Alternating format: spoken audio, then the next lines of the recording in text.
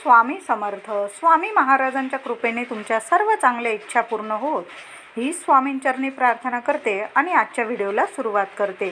तर आज मी तुम्हाला सुख, शांती, समृद्धी, आनंद, कीर्ती आणि आपल्या आयुष्यामध्ये स्थिरता येण्यासाठी खूप साऱ्या महत्त्वाच्या टिप्स आणि उपाय सांगणार आहे। तरी व्हिडिओ शेवटपर्यंत बघा, कुठेही स्किप करू नका। आणि तुम्ही माझ्या चॅनलवर नवीन असाल कृपया आपल्या चॅनलला नक्की सबस्क्राईब करा। शेजारचे बेलचे बटन पण अवश्य दाबा, म्हणजे असे माहितीपूर्वक व्हिडिओ मी जेव्हा शेअर करेल ते तुमच्यापर्यंत पहिल्यांदा पोहोचेल।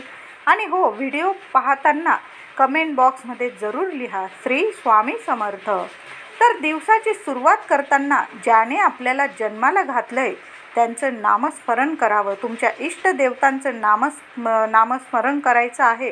त्या परमेश्वराचे धन्यवाद मानावे आणि आपल्या आईवडिलांचे, आपल्या जन्मदेत्या आईवडिलांचे धन्यवाद मानायचे आणि मग दिवसाची सुरुवात करायची आहे।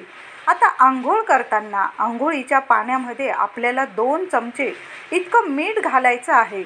मीठ तुम्ही कोणतंही घेऊ शकता, सेंदा नमक, खडं मीठ घेऊ शकता, बारीक मीठ घेऊ शकता, कोणतंही मीठ घेऊ शकता। रोज आंघोळ करताना 1 ते 2 चम्मच मीठ पाण्यात घालायचं आणि आपल्याला त्या पाण्याने आंघोळ करायची आहे। जी काही आपल्यामध्ये निगेटिव्हिटी असेल त्या पाण्यातून ती निघून जाते।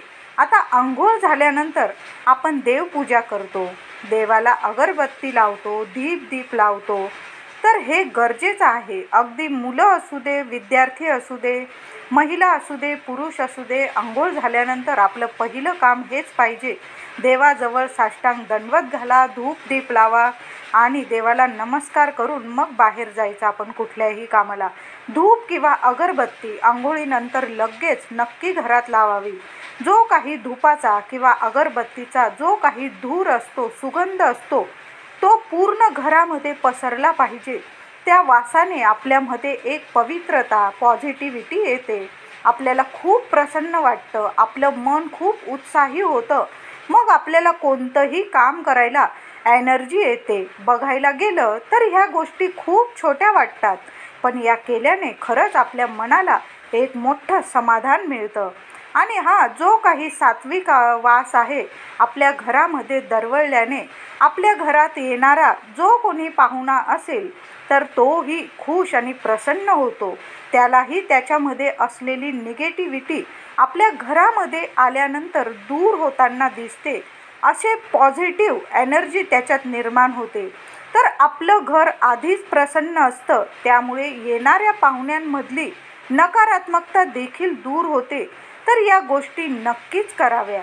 सकाळी सकाळी मंत्रोच्चार घरात पसरले पाहिजे। मंत्र देवी देवतांचे, आपल्या इष्ट देवी देवतांचे मंत्र तुम्ही बोला किंवा तुम्ही फोनवर वगैरे लावून ऐकलात तरीही चालेल। आपल्या घरात मधुर स्वरात मंत्रोच्चार पसरू द्या, यामुळे निगेटिव्हिटी भरपूर प्रमाणात नाहीशी होते। या छोट्या छोट्या गोष्टीतूनच आपल्याला सुख, समाधान मिळत असतं। सकाळी आंघोळीनंतर जेव्हा आपण देवपूजा करतो तेव्हा देव्हाऱ्यात एक लहान लोटा पाणी भरून ठेवत असतो। प्रत्येकजण एक लहान लोटा भरून त्यावर झाकण वगैरे ठेवून एक लोटा पाणी भरून ठेवत असतो व दुसऱ्या दिवशी ते पाणी फेकून न देता ते पाणी आपल्या घरात शिंपडायचे असते। तुळशीला, झाडांना घातले तरीही चालेल। हे देवघरातील पाणी शुभ मानलं जातं, म्हणून ते फेकून न देता घरात शिंपडायचं व आपल्या झाडांना, झाडाझुडपांना घालायचं आहे, द्यायचं आहे। सकाळी पूजेवेळी जेव्हा आपण तुळशीची पूजा करतो त्यावेळी आपल्याला सूर्यदेवाला सुद्धा पाणी देऊन नमस्कार करायचा आहे। आपल्याला नित्य नियम लावून घ्यायचा आहे। तुळशी मातेची पूजा करताना आपण सूर्यदेवांना अर्घ्य द्यायचं, नमस्कार करायचा, आपल्याला दर्शन घ्यायचं आहे सूर्यदेवांचं। पुढील उपाय म्हणजे आपल्या घरात कासव असले पाहिजे। मग ते काचेचं, पितळाचं, तांब्याचं, तुमच्याकडं असेल ते कोणतेही चालेल। तुम्ही पाण्यात कासव ठेवत असाल तर रोज ते पाणी बदलावं, त्यात थोड्या फुलाच्या पाकळ्या टाकून त्यात ते कासव ठेवावं। यामुळे घरात शुभ ठरतं ते कासव। आणि तुम्ही कासव इथे तिथे न ठेवता, काही लोक हॉलमध्ये वगैरे ठेवतात, तर तसं न करता देव्हाऱ्यातच ठेवावं. कासवाचं तोंड देवाकडं यायला हवं, असं आपल्याला कासव देवघरात ठेवायचं आहे. देवघरात पूजा करण्यासाठी एखादी जाड फळी किंवा जागा असेल तिथे जरी तुम्ही कासव म्हणजे पाण्यात ठेवतात ती ताटली ठेवली तरी पण चालेल. देवघरात गजलक्ष्मी म्हणजेच उंचावलेल्या सोंड असलेले हत्ती ठेवणे खूप शुभकारक मानले जाते.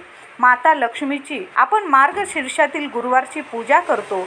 माता लक्ष्मीच्या छायाचित्रात देखील 2 हत्ती, यामुळे माता लक्ष्मी आपल्या घरात प्रसन्न राहते, टिकून राहते, अखंड वास करते. आपण कुठल्याही शुभ कार्यात लग्नाला वगैरे गेलो, आपण मुख्य प्रवेशद्वारावर बघितलंच असेल तुम्ही, तिथे सुद्धा हत्ती आपल्या स्वागतासाठी असतात. 2 हत्ती, सोंड उंचावलेले हत्ती ठेवलेले असतात. या गजलक्ष्मीमुळे आपल्या घरात निगेटिव्हिटी कधीच येत नाही. म्हणून अशी हत्तींची जोडी म्हणजे गजलक्ष्मी नक्की आपल्या घरात आणा आणि देवघरात स्थापन करा. आता आपण जेव्हा किचनमध्ये मसाले, मीठ वगैरे ठेवतो, तिथे मीठ कधी पण स्टीलच्या, प्लॅस्टिकच्या डब्यात ठेवायचे नाही. काचेच्या बरणीत कधी पण मीठ भरावे. मिठाचा डब्बा, बरणी कधी पण खाली होऊन द्यायचं नाही. तुम्हाला असं वाटलं की मीठ कमी आहे बरणीत, तर लगेच मीठ बरणीत भरून द्यावे. असे केल्याने आपल्या घरामध्ये कशाचीच कमी पडत नाही. मसाल्याचा डब्बा हा स्टीलचा, प्लॅस्टिकचा असेल तर त्या डब्यात मीठ ठेवू नये. मीठ हे वेगळ्या काचेच्या बरणीत भरून ठेवावे. जसं आपण मिठाला महत्त्व देतो तसंच हळदसुद्धा, हळदही आपल्या डब्यात कायम भरलेली असावी. मीठ, हळद घरातून कधी संपू देऊ नये. या गोष्टी आपल्या हिंदू धर्मामध्ये खूप शुभ मानल्या जातात, महत्त्वाच्या मानल्या जातात. आता हळद, प्रत्येक गोष्टीमध्ये हळदीला खूप महत्त्व आहे. आपण पूजा करतो किंवा शुभ लग्न कार्य हळदीशिवाय पूर्ण होत नाही. जशी हळदीशिवाय जीवन अपुरं आहे, तसंच मिठाशिवाय सुद्धा जेवणाला रुची अपुरी आहे. म्हणून या दोन्हीही वस्तू कधीच घरात संपून देऊ नये. गृहलक्ष्मीने याची काळजी घ्यावी. मिठामध्ये नेहमी, आता मीठ ठेवताना नेहमी मिठामध्ये 1 ते 2 फूल असलेल्या चांगल्या लवंग ठेवायच्या आहे. याच्यामुळे आपल्या घरात रोगप्रतिकारक शक्ती, प्रत्येकाची रोगप्रतिकारक शक्ती वाढते आणि घरातील आरोग्यसुद्धा नीट राहते. घरामध्ये सुख, शांती, समृद्धी, बरकत, लक्ष्मी टिकून राहते. महिन्यातून एकदा 2 लवंग आपल्या मिठामध्ये टाकून ठेवा. आता किचनमध्ये नेहमी पाणी भरलेलं एक भांडं नेहमी भरलेलं असावं. मग तो तुम्ही मातीचा माठ ठेवला तरीही चालेल. यामुळे बरेचसे पितृदोषामुळे येणारे संकट टळून जातात व आपल्या घरात पितृदेवता कायम प्रसन्न राहतात, तृप्त राहतात. घरामध्ये नेहमी पाण्याने भरलेला एखादा घडा असावाच. यामुळे घरही धनधान्याने भरलेलं राहतं. म्हटलेलंच आहे, भरलेला घडा आणि धनधान्याचा सडा. तसेच आपल्या घराच्या मुख्य दारासमोर, मग खिडकीत असलं तरीही चालेल, आपल्या घरात तुळशीचं एखादं रोप लावलेलं असावं. सुकलेलं असेल तर आजच काढून टाका आणि नवीन तुळशीचं रोप लावा. तुळस ही आरोग्यदायी आहेच, तर तुम्हाला माहीतच असेल, तुळस जर घराशी असेल तर कुठलीच निगेटिव्हिटी घरात प्रवेश करू शकत नाही. आल्या पावली निगेटिव्हिटी निघून जाते आणि तुळशीमुळे घरातील वातावरण नेहमी प्रसन्न राहतं, लक्ष्मीमय बनून राहतं. म्हणून एक तरी तुळस आपल्या घरात समोर अवश्य असावी. तुम्ही खिडकीत लावली तरीही चालेल. पुढचा उपाय, आपल्या घरात किंवा मंदिरात गाय वासराची मूर्ती असणं खूप शुभ मानलं जातं. आपल्या घरात गाय वासरू मूर्ती स्वरूपात असणं खूप गरजेचं आहे.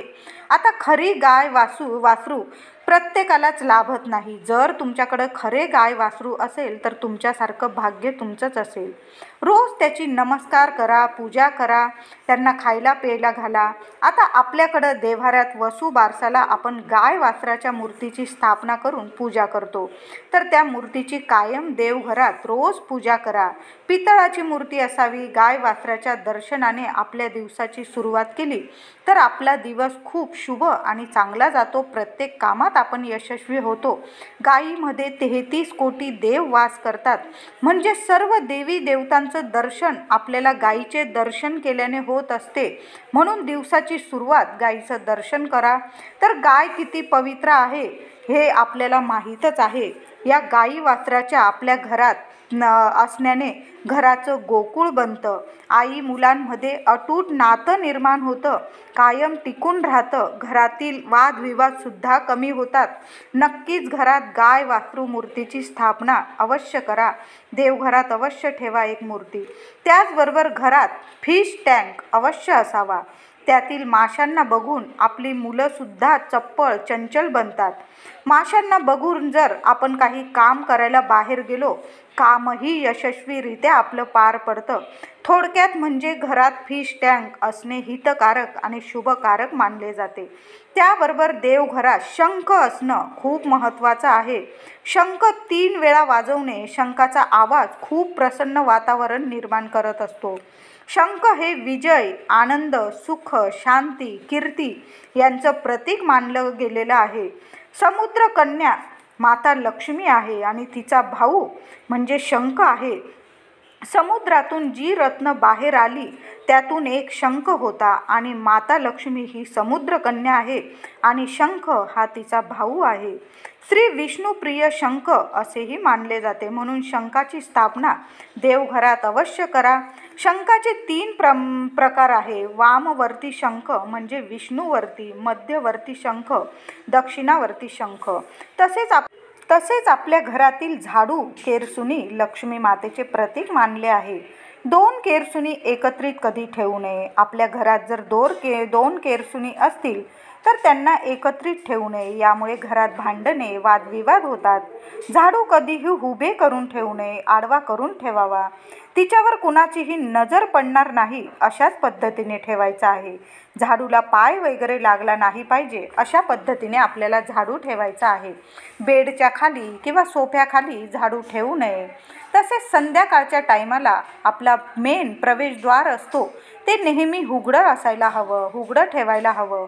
याच दरवाजाने आपल्या घरामध्ये माता लक्ष्मी येणार आहे. तर संध्याकाळी 6च्या नंतर आपला दरवाजा नेहमी उघडा असावा. दिवाबत्तीच्या वेळी सर्व लाईट लावून ठेवा, अंधार ठेवू नये. माता लक्ष्मीला काळोख आवडत नाही, म्हणून नेहमी संध्याकाळी प्रकाशमय ठेवा आपलं घर. तसेच रांगोळी ही सुद्धा सुख सौभाग्याचे प्रतीक मानले गेली आहे. नेहमी देवघरासमोर आपल्या दाराशी लहान का होईना रांगोळी काढत जा. या लहान सहान गोष्टींमुळे आपल्या घरात सुख, शांतता टिकून राहते, लक्ष्मी टिकून राहते. तर गृहिणींनो, रोजच्या कामात हे उपाय नेहमी करत जा. बघा, तुमच्या घराचं गोकुळ होईल, लक्ष्मी टिकून राहील. व्हिडिओ आवडला असेल लाईक करा, सर्वांना शेअर करा, चॅनलला कृपया सबस्क्राईब करा. धन्यवाद.